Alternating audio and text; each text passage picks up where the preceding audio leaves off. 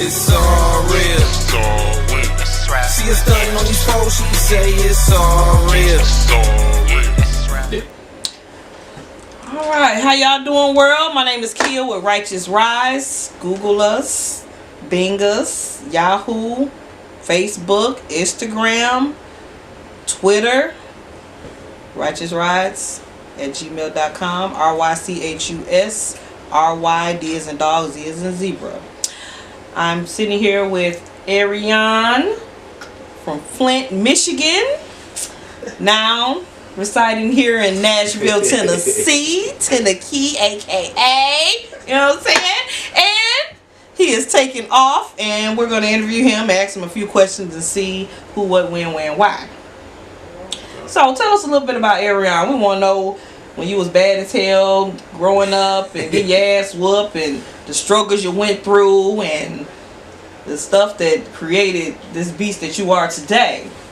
You know, basically, growing up in Flint, you know, I had a twin sister or whatever, and you know, she would try to compete with me a lot. You know, she played basketball, I played basketball, you know, and she couldn't play football. That's where I got her right there. So she went to the music, to the band, and that's really where I got my start, because I was starting in the football thing, but it was like after listening to the music, to the band, how everything was organized and structured, you know, I was basically like, you know, that's my calling right there. And it was like, my uncle, he was a musician at church, and he brought me on to do the soundboard. So that's how I was able to do the mixing board and the sound and everything. And a few months after that, my mom bought me a guitar for Christmas. He showed me how to do it, so I started playing guitar at the church and got more familiar with music. And after that, it just took off, man. Just never stopped. And I remember the first track I recorded was actually in the first Xbox that they recorded, that they created. It was in a box that it came in, and we put the microphone inside the box. And the end of the Yin Yang Twins say, ah, yeah, yeah, yeah, yeah. On the actual album, they had like 2 minutes of the beat still going after they recorded. So we'd put the microphone in the box, and then we still had the tape record, so we had to press record on one tape player and then press play on the other one so the music can come out. And that's like, actually, that's how I got my first track right there, just recording off that beat. Areon, tell me about the worst ass whooping you ever got coming up as a child. We want to know everything. God. What did you do? So, teacher called, it was probably 4th or 5th grade. Teacher called my mom. You know, I forgot what exactly I did. Because it was like my twin sister, she would do stuff, but the stuff I would do, I would shine her stuff. So she'd be able to be in the background watching me get a whooping, because I would do the worst stuff. So it was like, I forgot what it was, but when she picked me up, she was cussing me out, saying, you know, when we get home, you know, the usual, I'm going to do this, I'm going to take everything away. And she had this fur coat on, and I had some gum in my mouth, and I was mad as hell. So I took the gum out of my mouth and put the shit on her coat. I just did it out of impulse. I said, fuck it. You know? So I was just sitting there. My sister will always tell, you know, she wanted shit, so in order her to get shit, you know, just like snitches. In order to get something, you got to tell.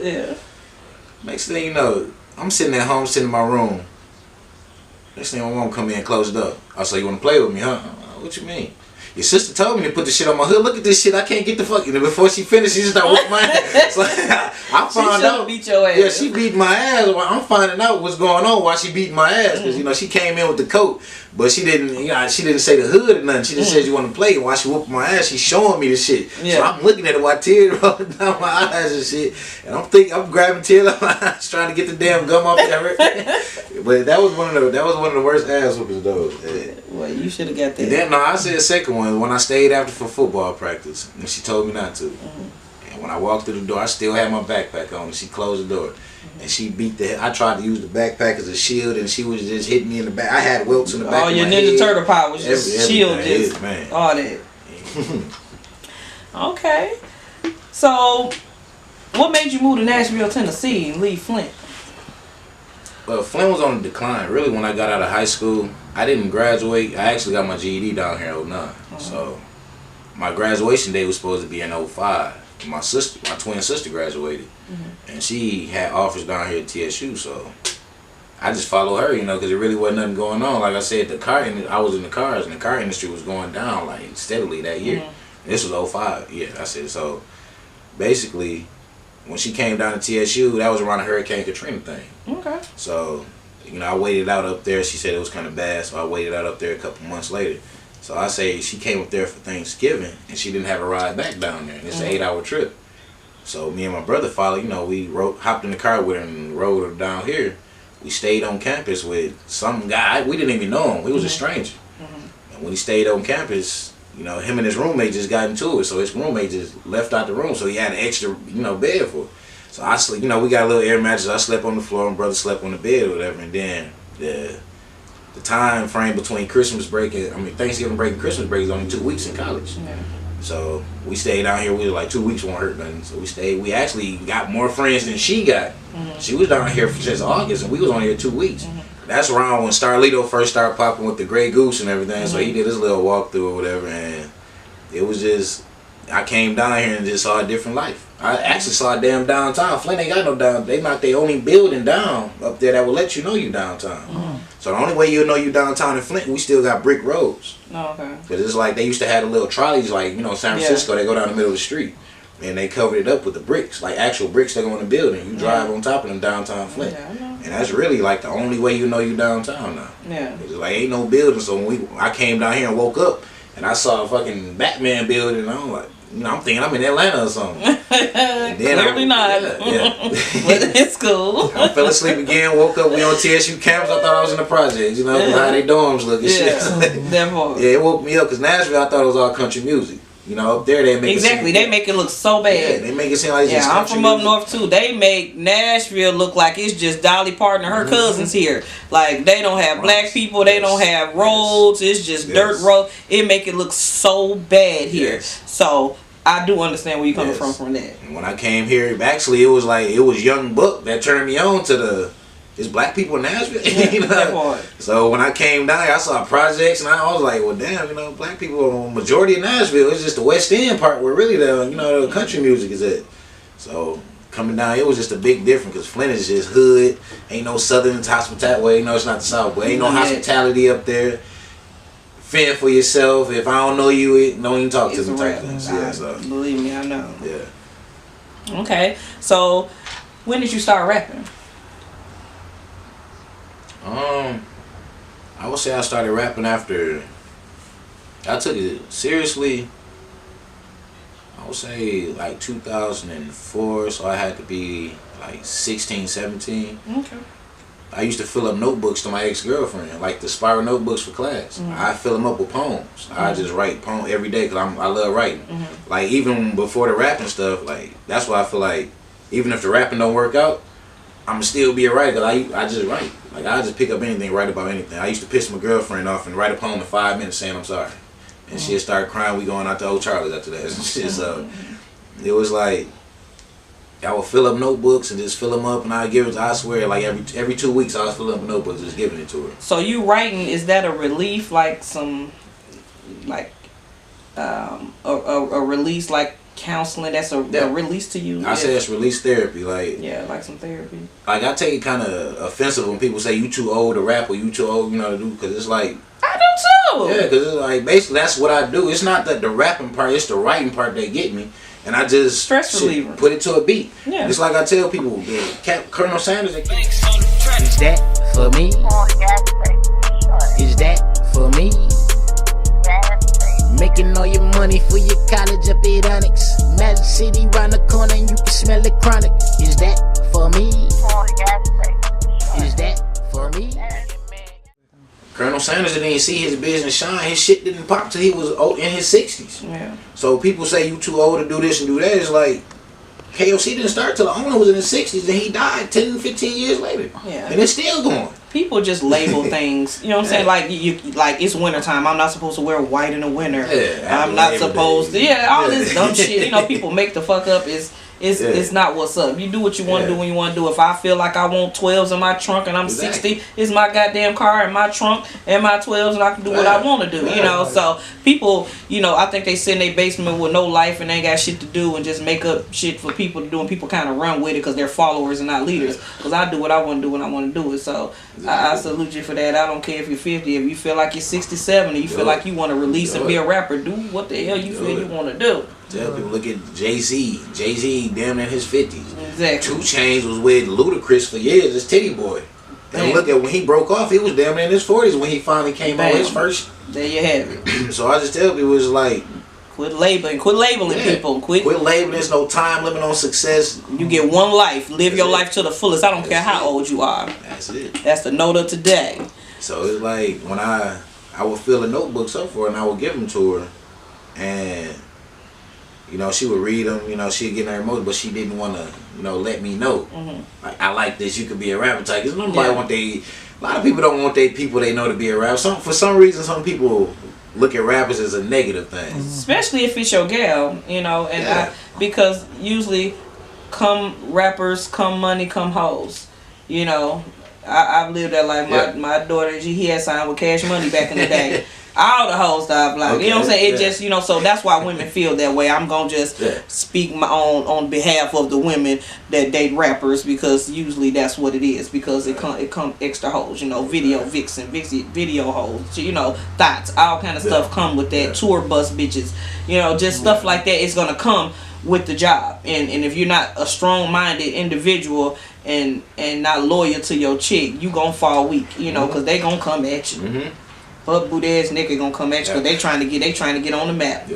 You know, so they gonna do whatever they got to do, suck, lick, whatever they got to do to get on the bandwagon. And a lot of weak niggas fall for it.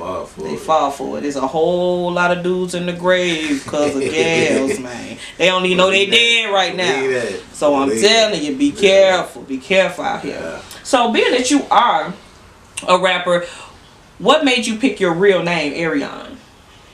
Well, I actually was going off my own. I had some name I came up with one day. It was called Joni Juice. I don't know why I came up with it. It just flowed one day and I just went with it. And my brother one day just woke up and said, you should go with Areon. I never want to put my own name on, just like on the car title, on the phone. I don't want to put my own name. I'm just against something like that. And it was like, so I asked what it meant. And it was like basically used as an acronym. You know, all real every day on niggas. And I was like, okay, you know, they kind of stick, but I'm still against using my own name against it. You know, basically when you file tax and everything, I gotta file Areon and then my real thing, Areon Bank. So it's like, I want to keep everything separate, because it's like a man told me back in the day, when you do business, you don't want to do business in the house that you live in. Because the IRS... Don't shit where you sleep. Thank you. Because the IRS come get you, you get behind, they taking your business. If it's in your house, they taking your house too. You know, so it's basically like you just keep everything separate. But I looked into it and I was like, it won't hurt much. You know, it's not like I'm using my whole name. So when I looked at it and I actually saw what he meant by it, it's like everything you rap about is real. So why not put all real every day on niggas? It's not like you out here pretending to be somebody. Everything you rap about is real life. Somebody is going through something that you're talking about. Exactly. They can relate. Okay, so are you in this type of business for the money or the love, or what are you in it for? Well, for release, just counseling, your own paid psychiatrist? I say it's for the love more than the money, but everything you do nowadays gotta be for money. You know, you gotta live, you gotta provide support. So it's more for the love over anything, because I said even when I don't have money, I'm still doing it. I still write. I still, you know, do music. I can be broke. I can rap about being broke. You know, I can rap about having money.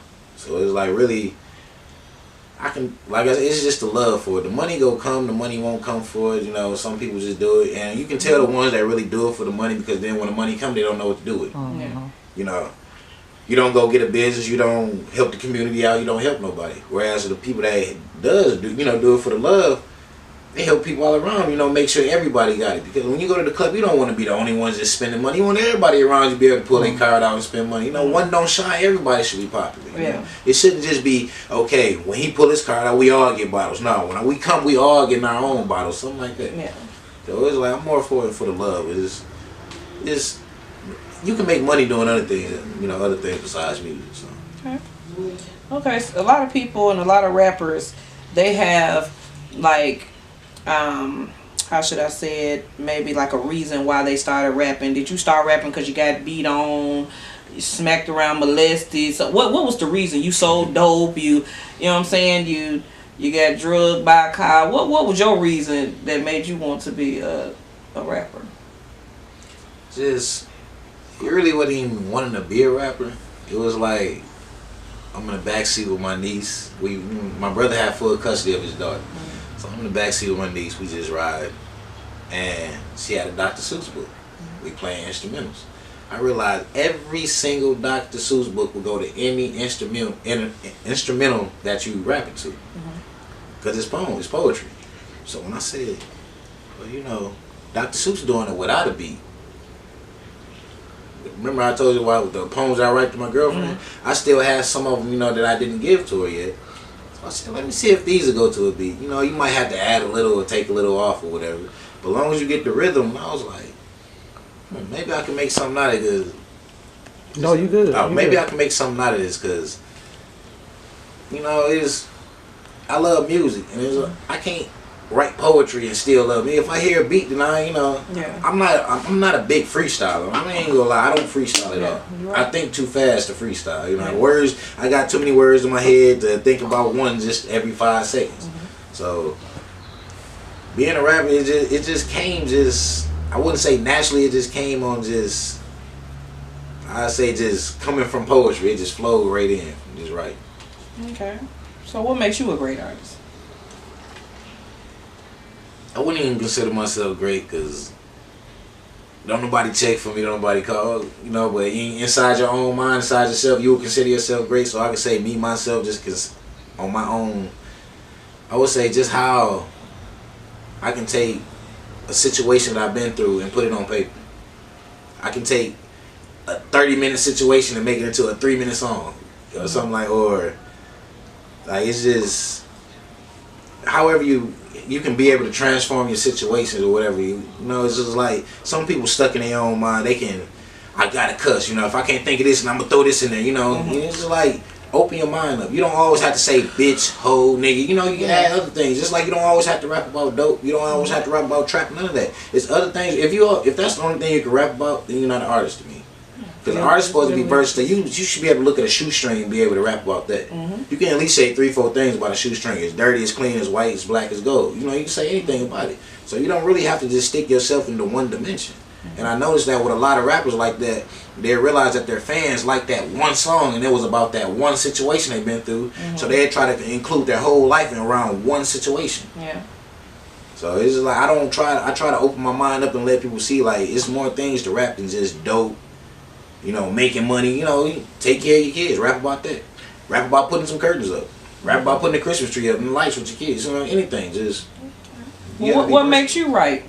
Is it when you get off work, you be pissed off at your boss and you go home and just start ripping it? What? A lot of people say it's easy to write when you get mad, you just pick up a pen and write, but that's actually the hardest time. Just like when I was locked up, I couldn't write when I was locked up. That's not a situation that I'm enjoying. It's not something that... That's the first time I've ever heard that. Most people do their most writing when they're locked up. I couldn't do it.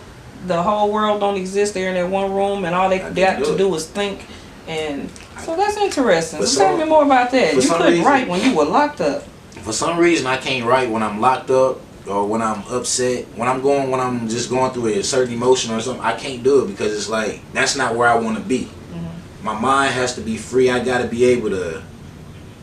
Like if you walk in my room and you see my writing process, it's like Chucky when he doing this little thing and you know it's crazy when you walk in. So that's interesting. Yeah, you don't want to walk in my writing situation.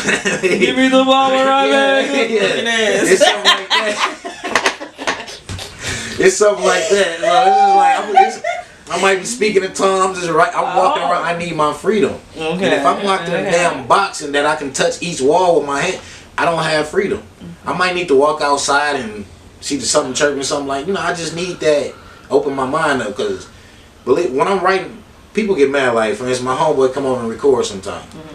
I might stop his recording process and just start playing a damn song from Future Jeezy or somebody. Nigga, we record, you wasting my time. I need to regroup. Yeah. I need to open my mind. I need to hear some different shit. We were recording I've been hearing the same shit for 45, 50 minutes. I need to hear something different. I need to open my mind. I need to just like when a person step out and smoking a cigarette or something, I just need to relieve myself for a second. Let me come back. When we come back, I got my thought process back together. Okay, now we can... Everybody different. Yeah. So it's like when my mind is trapped and I'm closed up and I can't do nothing, it's hard. Just like when I'm mad and upset, I can't think of nothing because you're thinking about that one thing. if just for instance, if you mad at your baby mom, you don't want to make a track about her, cause then she be like, you know, damn, like we together now. You still feel that way? So, yeah, sometimes you gotta be cautious when you upset. We don't let shit go too fast. Yeah, exactly. Make you goddamn to sit on what you remember when? Oh, okay. Exactly, and then it's you put it in the songs, well, you know, yeah, it's a rap. It's a rap. You got 3 minutes to 3, 4, 5, however you felt during that time, you know. And don't let the song take off. Oh. Don't let your friends like when they play. It'd be horrible for you. So, how do you feel about like local rappers? I guess in Nashville and in Flint, you know, we'll just say because you know everybody different from state to state. So, how do you feel about local rappers in Flint and in Nashville? Because you know it's two different worlds out there, or multiple worlds. But you know where we come from Michigan to here is two different worlds. I feel like with some local rappers, you know, I'm a local rapper myself, so I feel like with some local rappers, they feel like they deserve too much. Like, the new generation feel like somebody own them just because they got a lot of likes and views. Like I walk up on a lot of these young artists, and they ask before they even ask your name, they be like, "How many followers you got? How many people know you know?" And you be like, "Well, you know." You name a certain number of followers that they don't like. Well, I ain't talking to you. I got 100,000 followers. You got 100,000 followers, but how many of them know you? Just like I tell people, all the subs that I got on Facebook and the friends that I got on Facebook, majority of them people know me, that I went to school with and actually seen me walk this earth. So it's just like all these people that you know and that you bragging about don't even know you. If you fall off right now, they ain't gonna check and see such and such. How you been doing since you caught that case? How you been doing since this happened, since you had surgery? The people that I got, they will check on me and see how I'm doing. So it's not all about how many people following you or how many people like your music, because at the end of the day, when you fall off, how many of the people will still be there? Yeah, but we living in a world now that's full of followers instead of leaders.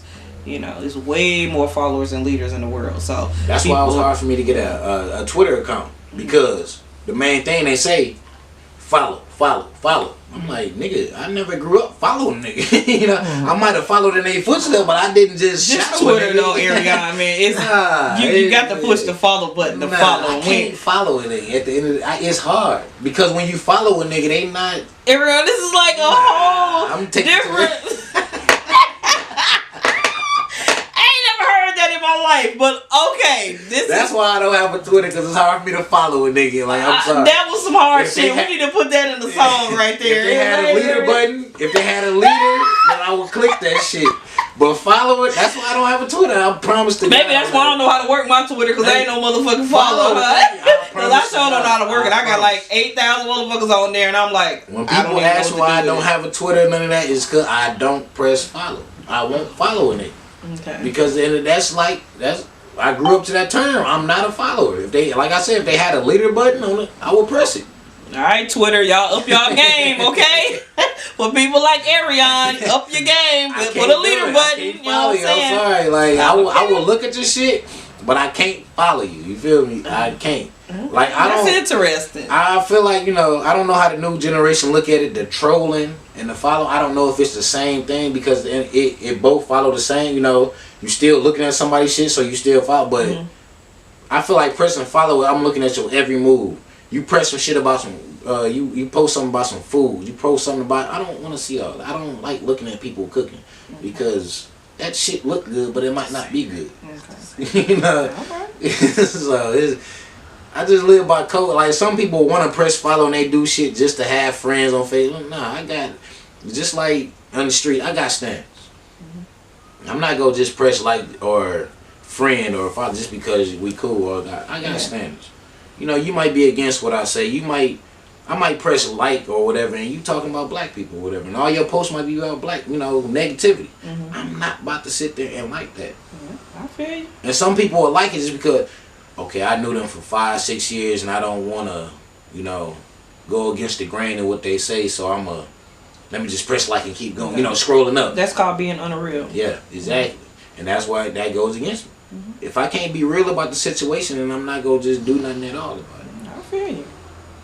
Okay, so how do you feel about rappers portraying themselves to be street and hood dudes, and they really got master degrees and got a family at home and be in the house every night at 8 o'clock unless they're on tour. And how do you feel about that portraying?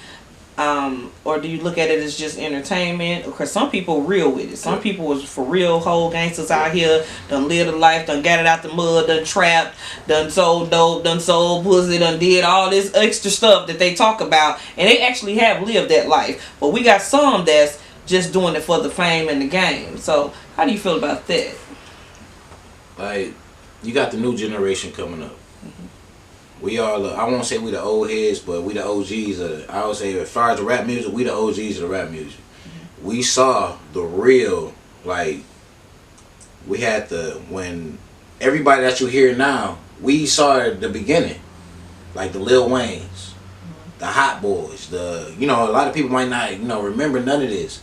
But it paved the way for a lot of these rappers now. And where I'm trying to get into contact with is where, how did you branch off to letting kids know it's okay to sell dope, it's okay to shoot somebody up and go to jail and do 25 years. It's okay to do hair. Yeah. Heron, that is. Yeah, Heron. That's not what's up. So I'm trying to see where, in between that line of Scarface and Ghetto Boys and all, and Public Enemy and all. Eric B. and Rakim and Slick Rick and... How did we branch off to that? How did we branch off to it's okay to do 25 years, but your ass won't do 4 years of fucking high school? How do we branch off to, nigga, I'ma shoot your ass if you don't give me $10? Like, people back then in the 80s, or I wasn't even born in the 80s or none of that, but it's just like... When were you born? Well, I'm not saying I was born in the 80s, but I wasn't around. I didn't start. Oh, okay. So it's just like, when I started realizing everything, that was everything forming from the 80s, and we was getting money. Everybody around was getting money. It was, you got haters everywhere you go. But at the end of the day, you had more people getting money and more people trying to put on than you had haters, because it was plentiful. But now you got people trying to run off on the plug. That's a cool thing now. And some try to get famous on shitting on the next nigga. Shitting on the next nigga. You running off on the plug. And nigga, we called that nigga the plug for the reason, because that's the only nigga we can get it from. So now that you ran off on him, who you gonna get it from? And now, okay, since you ran off on him, he gonna take it out on everybody. So I'm trying to see where everything evolves to where it's cool to do all this now. It's cool to go from rapping about dope to doing the shit. It's cool about fucking, I can go ahead and finesse, I can go ahead and rob you and do all this and still be able to show my face. Exactly. And don't nothing be the new generation is so crazy that these niggas is robbing people and showing their face 2 hours later on the fucking social media.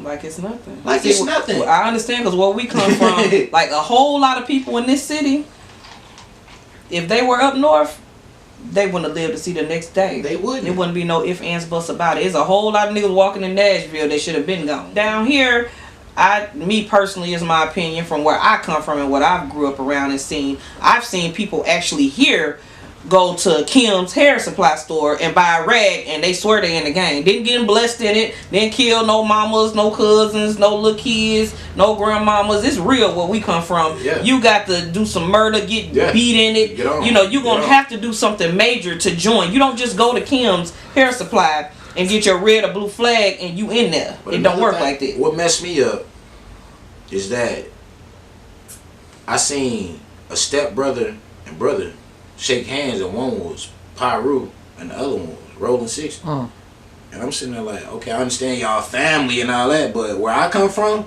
it don't matter. Bruh, it don't matter.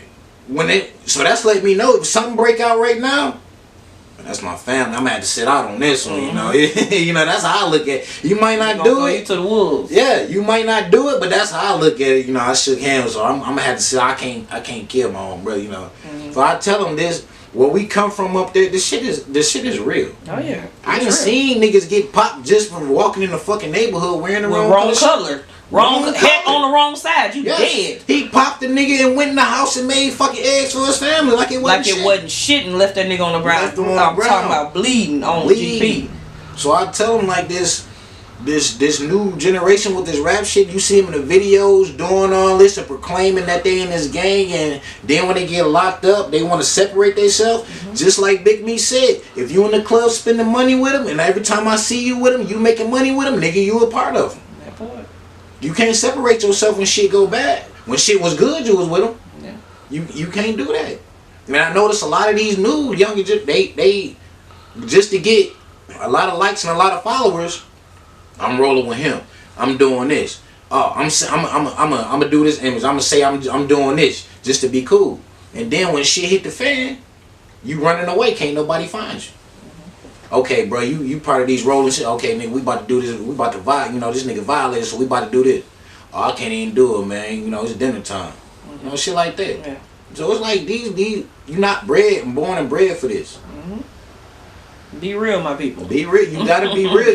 Don't just talk that shit. Be that shit. You know. When somebody don't holler out 100. Be 100. Yeah, when somebody run up on you, they go check you. Like I done seen it plenty of times. They hear you rapping about it, and it's crazy.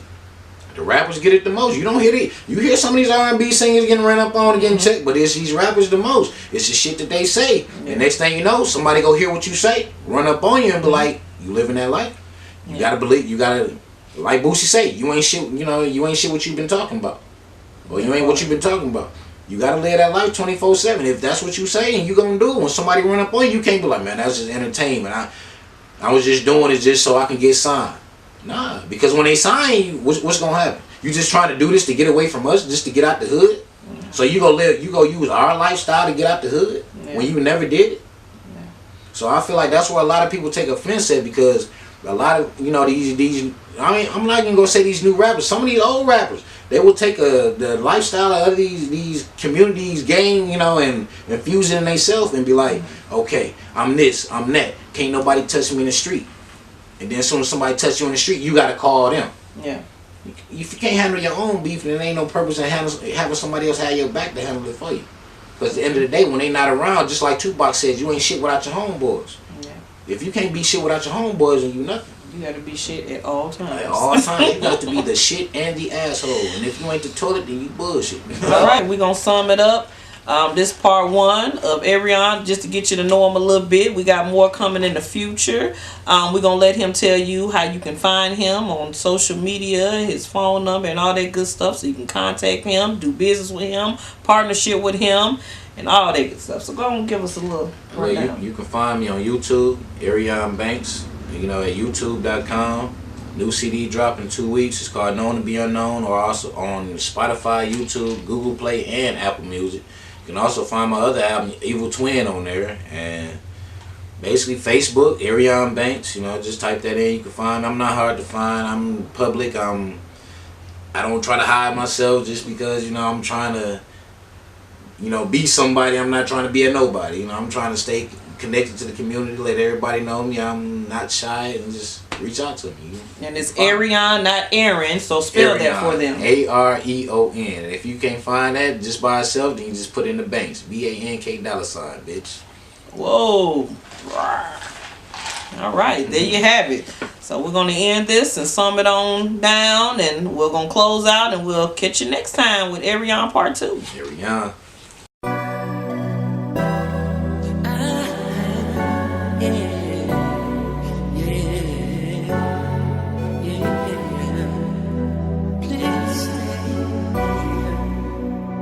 Please stay with me. Please stay.